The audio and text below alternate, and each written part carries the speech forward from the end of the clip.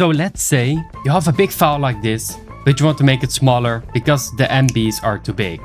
So let's right click and then resize with Image Resizer. A very useful tool. You can easily make the file smaller just like this within seconds. Or for example, I see this amazing text, but I can't copy the text to my friends. Let's go press the keybind and I copy the text just like this very easily. There's nothing difficult about that. So how I did this is with an amazing Windows app you should be using right now. It has 27 cool features and I'm gonna show you them all right now. So the app is called PowerToys and it's a tool made by Microsoft themselves. How you can install it is very easy. Go to the Microsoft Store. In the search bar, search for PowerToys and you will find it right here.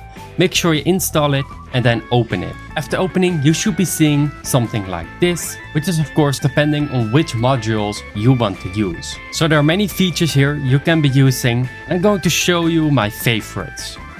Of course, my favorite is Image Resizer, because with this I can easily change images, file sizes for uploading them to different websites. It's very easy to use. Just right click on an image and then change it just like I showed you in the beginning of the video. The second one is of course Text Extractor, which pretty much just lets you extract all types of text, even though it's a different language.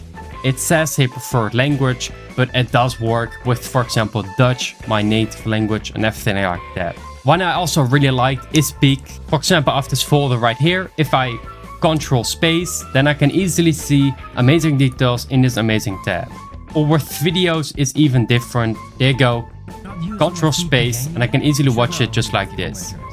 Another one is Always on Top. I really like this one because with this combination, you can easily make sure that this tab is always on top. So if I have something else, for example, I'm a web browser, it will never go below it. And it also works with games. Oh yeah, by the way, you can also just change the bar. So if you just want to change the opacity, the thickness or anything like that, you can easily do that. Another nice one could be FancyZones. This actually allows you to change your windows however you like them, and with your own preferred presets and all. So for example, here I have the activation shortcut, so let's do that. And after doing this, you will see this on my screen.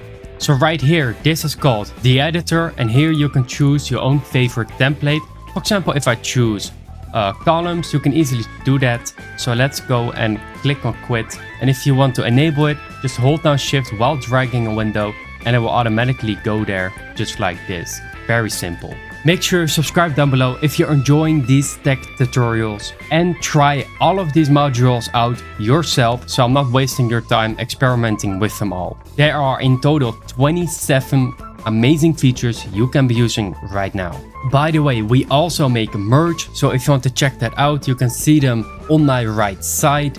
And we also have a Reddit community if you're interested in asking more questions or to put some video job posting and everything like that down. Oh yeah, and I also provide more tech support and everything like that on my Fiverr. I will see you in the next one, and thank you so much for watching.